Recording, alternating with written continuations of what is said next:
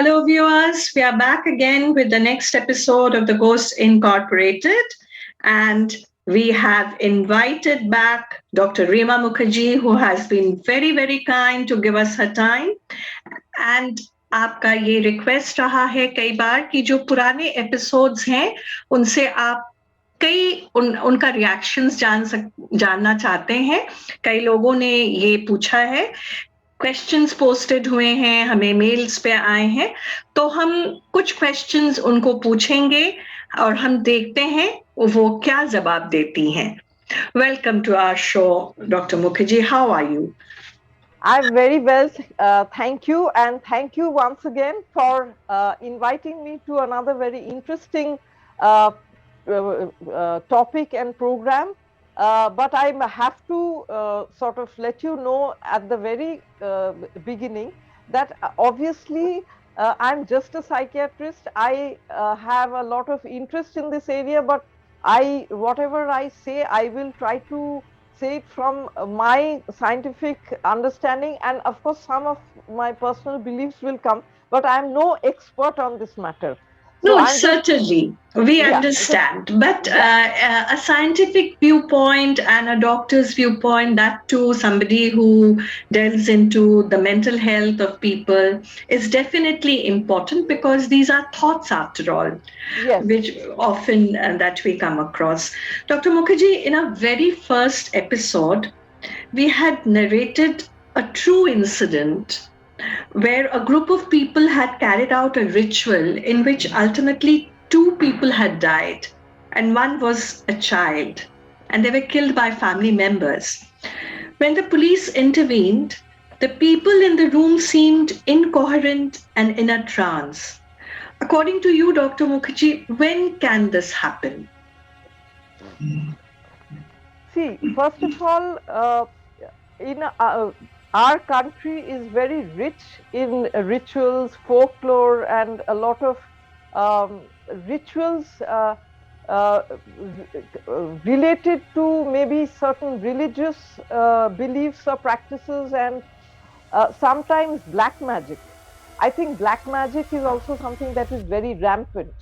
Now, often what happens is that they can go to somebody who practices black magic or some form where the family are uh, great believers in this black magic, or their power, they are very suggestible. These people in a family, or especially outside of cities, in villages, etc., you often find that there is great belief in certain rituals and the powers of black magic, which we in Bengali called tuktak, jharphok, etc., which is, and we get a lot of people who have visited such people who do these things, or they believe that this has been done to them. So if we take the incidents where two people were killed and they were found to be incoherent, it is possible that they may have been under the influence of um, some kind of a drug, some kind of a herb. In villages they use herbs, jadi butiya, Okay. to give special powers, or maybe to bring them into a state of consciousness where they are able to do certain things which they would not have been able to do in if they were in not in that state of consciousness. So I think that that is one possibility, that there was some kind of drugs, oblique herbs being given to family members, and they were under the spell of some kind of a tantric or somebody who was performing certain rituals in a family again, where the members of that family were great believers of these rituals, and they believed that something was going to happen. Now, often what happens, that at the start of a ritual, the ritual may have aimed at something, but the net result was something different. The net result turned out to be something of a tragedy, or something that went wrong, uh, which was not. Uh, so maybe the people who were not supposed to be killed actually got killed, and the Mm. person who the black magic was aimed at, that person didn't get killed. Something like this seemed to have happened here, and I think that there was a frenzied kind of a reaction of the family members. They were maybe taken into a state of trance or altered state of consciousness, where they really didn't know what was going on. So was it some kind of a hypnotism? Would you say? Yes, it could be a form of, see, uh, there is hypnotism, there is mesmerism, where I think hypnotism is less dangerous, because the person who is being hypnotized still has control. Okay. Personally, I have been under hypnosis, so I know that you can get out of hypnosis, but there are other forms where actually the person carrying that out has more control over that person's uh, um, form of consciousness. So these are people who, again, I believe that like everybody cannot be hypnotized. Okay. Even if you try to hypnotize, there are a lot of people who are resistant. So similarly, not everybody can be controlled by another person and be mesmerized, where that person actually ends up having no control over his or her own actions. But I think in the dark world, or in the world of black magic, I think this is something that is quite common practice. Right. And the family also believed that one of their deities was, kind of in the body of their 17-year-old. So obviously, this was a family which had all kinds of beliefs. Of course, they are from the tribal belt.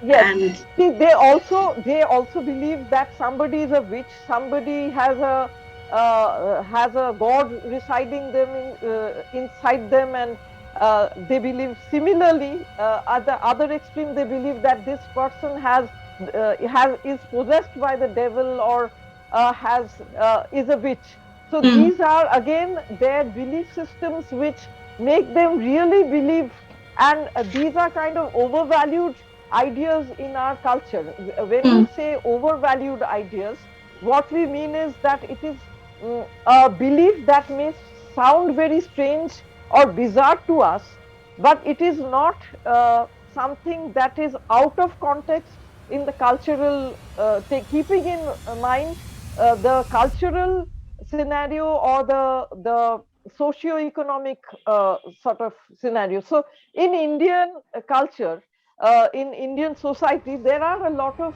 families who do believe in this. So that is why we are calling it an overvalued idea, rather than it being part of a psychotic process. so, Dr. Mukherjee, I mean, we might be digressing just a little, but it does happen that many a time we hear of persons who, in Bangla, we said, "ওর উপরে এই মা ভর করেছেন বা এই Yes, বাবা ভর করেছেন," and they are treated like gods themselves or next to gods, and their words are believed. So absolutely. this is another form of this supposedly the spirit of something descending into a person. So that's Yes. also overvalued a lot in our culture. See that this again, there is acceptance. See, if somebody comes and tells me that a spirit is residing in her, or in her child, in her Mm. son, একটা spirit is residing, so ভর করেছে. This is again, yes, it is an overvalued idea, and actually we mental health professionals, when we see people who think that a spirit has entered them, or they are in a trance-like state, or they're behaving in a different way, we actually call it to be either a dissociative state or a trance-like state, where obviously we don't see it as another spirit be residing in it. As mental health professionals, we actually don't believe that. We see it as a psychiatric condition. So, Certainly. yeah. Uh, in one of our other episodes, we had a young woman who sees her estranged husband's friend calling out to her while the friend had died a couple of days back, and this was all in broad daylight. So, do you think this can be explained in any manner? See, the thing is, I'm sure that the non-believers of um, those who do not believe in spirits or the soul or afterlife or whatever, those Mm. who do not believe in this, they will try to find uh, a reason. They might think that this is maybe that this girl was thinking about her divorce, and maybe at a something came up at a conscious level. Maybe this guy was there at the subconscious level. But I personally will say, despite being I mean, I'm supposed to look at everything in a very scientific way. My discipline, my medical profession demands that I don't look at it as a ghost or a spirit or whatever. But personally, I think uh, there are paranormal activities, and I think science has possibly not always been able to explain each and every activity through science. There are a lot of things that happen, and in this girl's, what this girl narrates, where this ex-husband friend who had died comes to communicate. I think I would be bold enough to say, yes, it is possible that such a thing could have happened. You are saying something which can take you to trouble, Dr. Yes, Mukherjee. yes, absolutely, And absolutely. so, are you saying you do believe in spirits? You had hinted in your episode Yes, that you. yes, I do, I do. Hmm. I do believe in spirits, yes. What made you believe in spirits? See, first of all, I'll narrate a first-hand experience, which happened. I mean, there have been several things that I have experienced, which makes me believe in it. But first of all, I don't see spirits as or ghosts as being negative entities. I believe that spirits are, after we die, maybe the soul wants to get in touch with their loved ones, and there is no fear of ghosts here, but there is a belief in spirit. So I had this incident where my father was admitted to the ICU, and he had lung cancer, and this was about a day or two before he died. But of course, at that very day, that morning when I had gone to see him, I wasn't aware that he was going to pass away in the next 2 days. But what he told me is that that last night around 3 o'clock, his first cousin had come to visit him at 3 o'clock in the night. So I told my father that at 3 o'clock in the night, nobody allows visitors in any of the ICU or any of the wards. Visitors are not allowed. So he said, yes, I know that. And I told him that, what are you doing here? You're not supposed to be here. You should not be coming to visit me at this time of the night. So I thought my father was hallucinating, because when a lot of patients in ICU actually do have this, they are a bit confused, because they are in an environment where they cannot make out day and night, and everything is the same throughout. So I thought he was having hallucinations, and in fact, I after coming out of the hospital, I rang my mother and I told her. that Baba is having hallucinations. He is in the ICU and he's hallucinating, and he saw, my I named that Kaka, and I said that he said that at 3 o'clock in the night he had come to visit.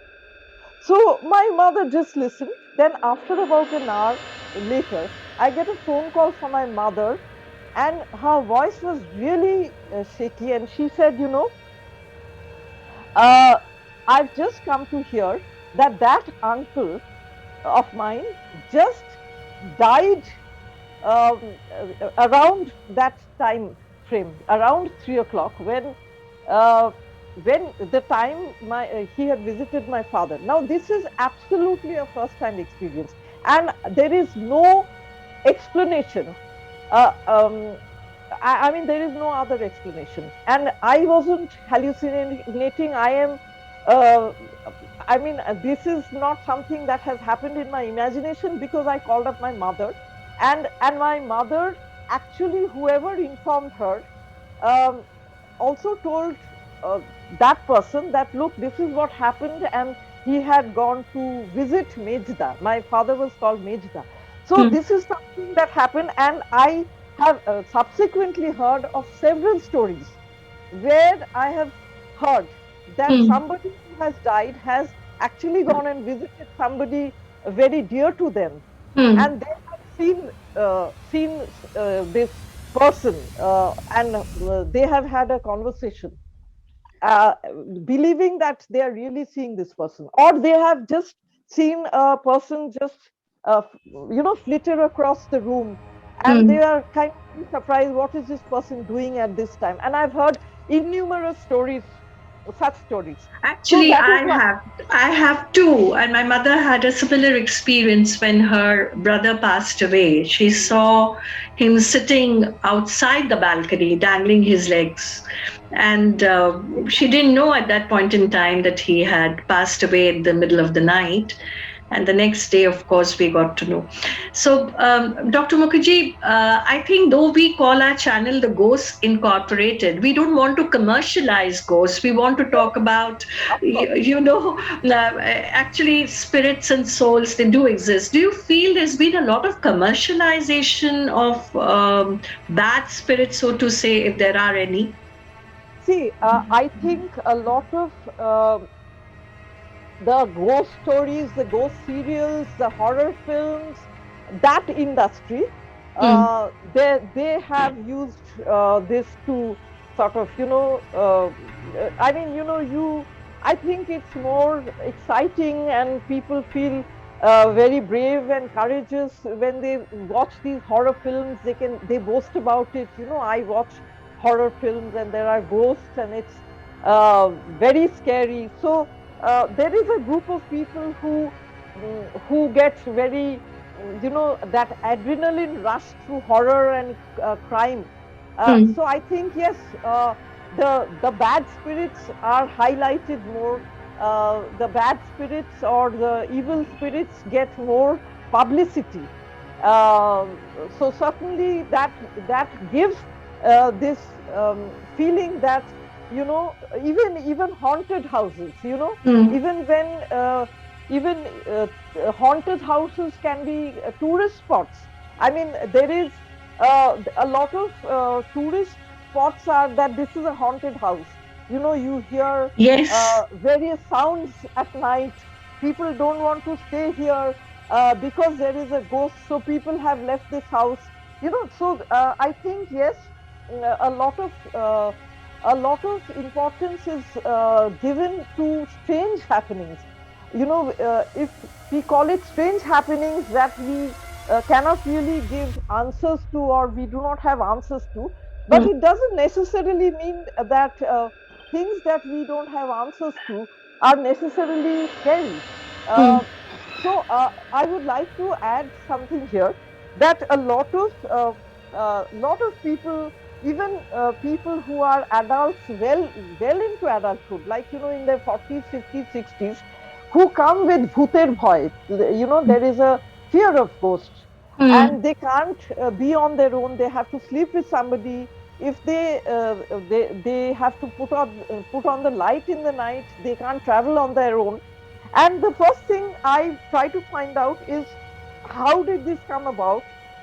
One thing that I have found is a lot of them have watched horror films or have read horror stories at night,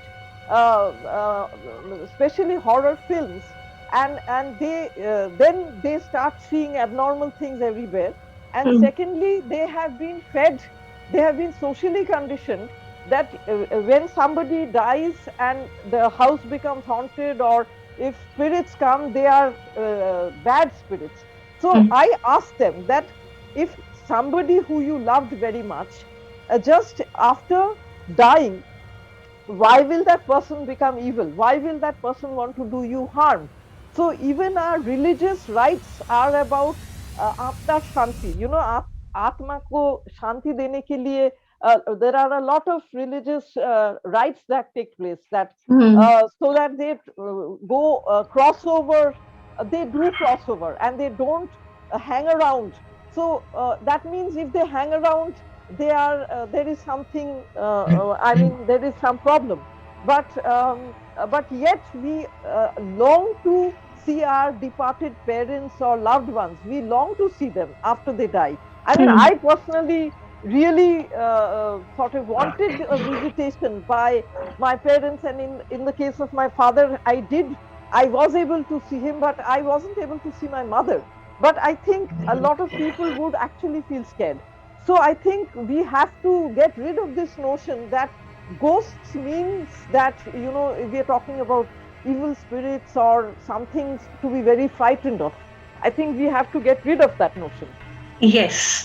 You were talking about haunted houses, and we did a episode, and it's been our most popular episode till date, on the National Library, and where a young girl, or she's a lady, she grew up, and she was staying there since the school days, and she spent her um, college days even in the premises of the National Library in the quarters.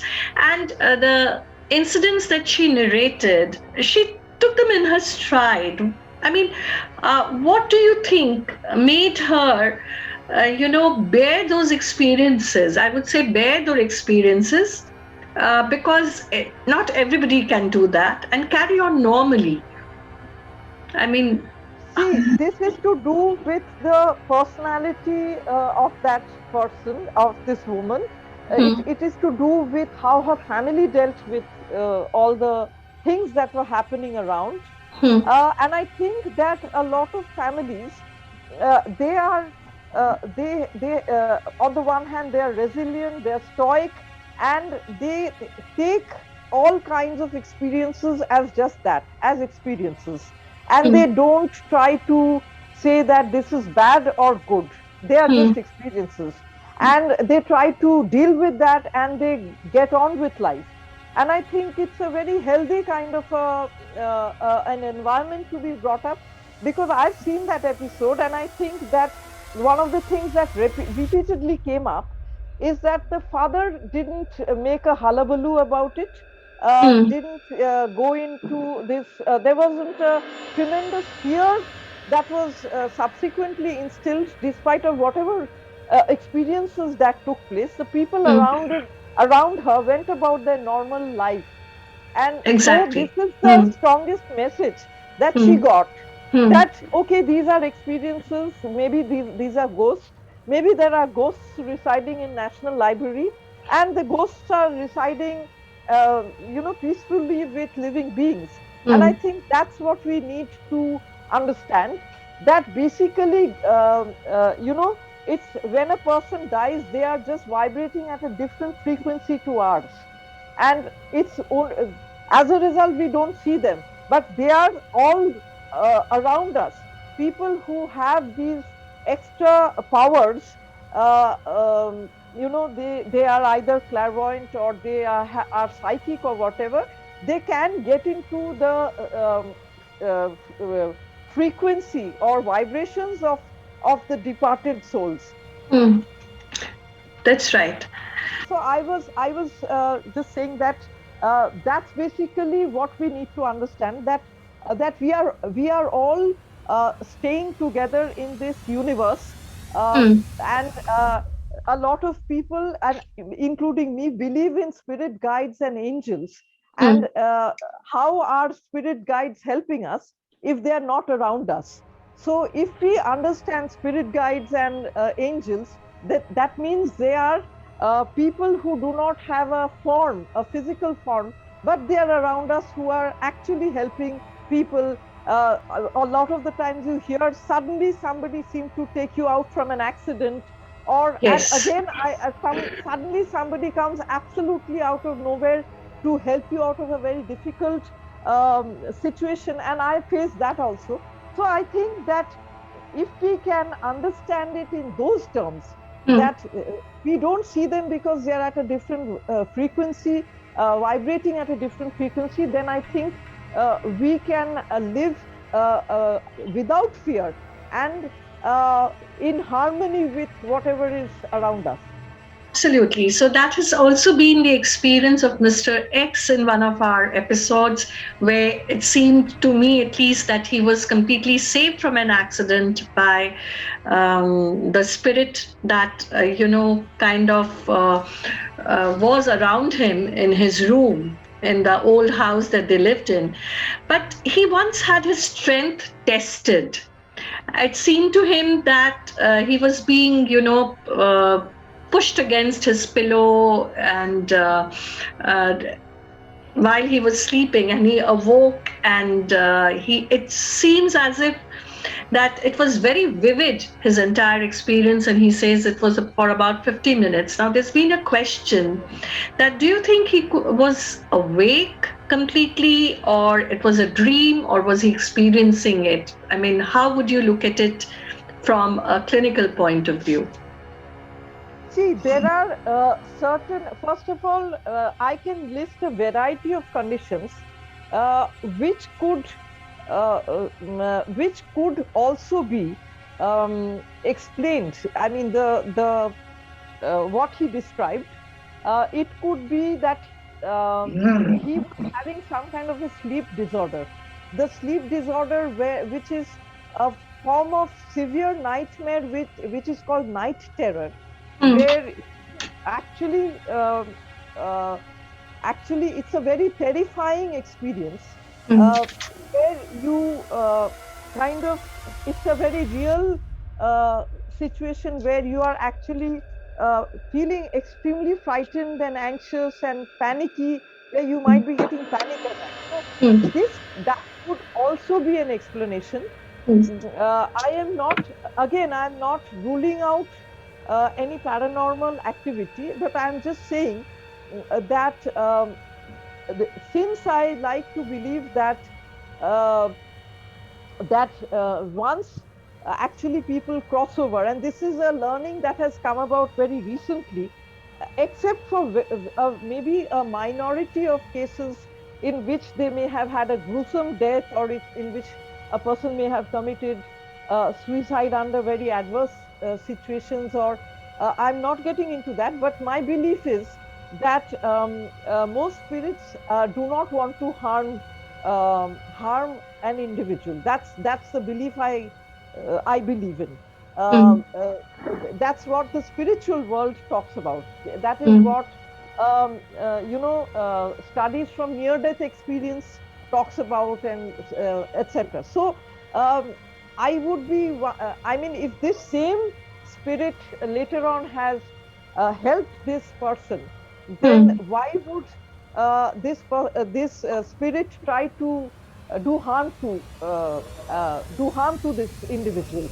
mm. It doesn't make sense, isn't it? I mean, Yes. you know, so that is why I would think that, um, I mean, unless see, often spirits get in touch with a living person on this side, because they're wanting to convey something. And Mm, since they often cannot be heard, mm, they might be doing something to get the attention. For this person, it was a very scary encounter. It was a though he says he wasn't scared, he tried to. He feels that this entity was only testing his mental strength, perhaps because he was in his territory. I don't know, but his yeah. These again, I think that we cannot always give explanations to a lot of situations, and I think perhaps this could be one. But yes, there is also a possibility that there could be some kind of a sleep disorder kind of a thing, such as a night terror, etc., or some kind of a panic attack that he was having, or a very vivid nightmare that he was seeing. So these are possibilities. This is in the differential diagnosis. I haven't diagnosed. No, absolutely. Dr. Mukherjee, there's also been a request. If you did an episode with us where we talked about possessed people and when they come to see you, so-called possessed people. So if you would describe one of your experiences, of course, keeping your medical ethics in mind. Of course, of course. See, I had this young girl, and she was brought by 6 or 7 family members, and I mean, she started behaving very abnormally, and she started saying that she couldn't see. She had become blind, and in the family, people said that actually somebody an evil spirit has possessed her and has taken away her eyesight and made her blind, and so they initially took her to that Jharpok person who did some kind of some kind of activity to get rid of this, but when she wasn't getting well, then I think somebody who didn't quite believe in that circle said no, she needs to be taken to a psychiatrist. So she was brought to me, and the first thing that I felt was there was 7 or 8 people who were as hysterical as she was. I mean, I don't want to use the word hysterical in her case, but they were kind of like, when a person is having a heart attack, that person is often accompanied by only one relative. But somebody who is quote unquote possessed is often accompanied by a truckload of people. So she was kind of really, they were scared, and they were they were also very distressed. So I just told all of them to leave. And then I just told her that, you sit here till whatever has got into you leaves you. So you sit here.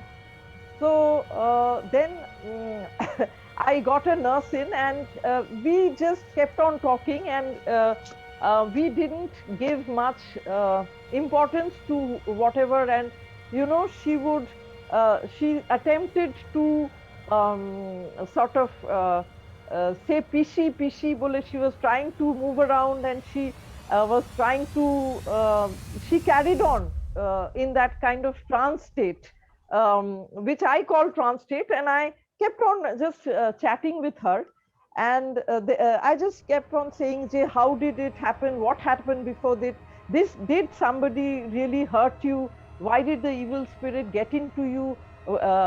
Did some untoward incident happen just before that? And I was just chatting with her, and after some time, then I said that you just sit there, and till you can see. I can't let you go out of the house. I can't let you go out of this room. So let us just chat, because sometimes I know that evil spirits, they suddenly come, they suddenly leave. So I was suggesting to her, and after a while she said that she said something, I want to drink water. So I said that there is a bottle of water in front of you, but I can't give it to you, because if the spirit takes it, or some such thing. So I was also I was not saying that there was no spirit, I was just talking to her. Then after a while she realized that she was not getting any attention, and she was not. I had just actually come back from England, and I just started practice. So she was. I mean, I didn't have people waiting outside the room, so I was able to give a lot of time. And eventually, she had to open her eyes, and she took the glass of water and she drank it, and then she said, "I can see." So. So she could carry on with the charade anymore. I would call it a charade. Yeah, yeah. So basically, what happens is that this girl had some kind of a psychological problem. There was an incident prior to this where she was very disturbed. Okay. Now, she couldn't verbalize that, and she actually often, this dissociative state is when somebody is unable to verbalize in that conscious plane, either because she's unable to verbalize, or something is so traumatic that she's unable to verbalize because of that, or because it is people give more attention to a trance, someone who has got into a trance. So there are a lot of secondary gain. So if somebody is behaving in this manner, you have to find out what is the secondary gain. The primary gain, so the secondary gain is there is some agenda which we have to find out, and that is what that conversation was all about. And once you can get to the bottom of what is really troubling her or what triggered this, often they don't need to carry on this anymore.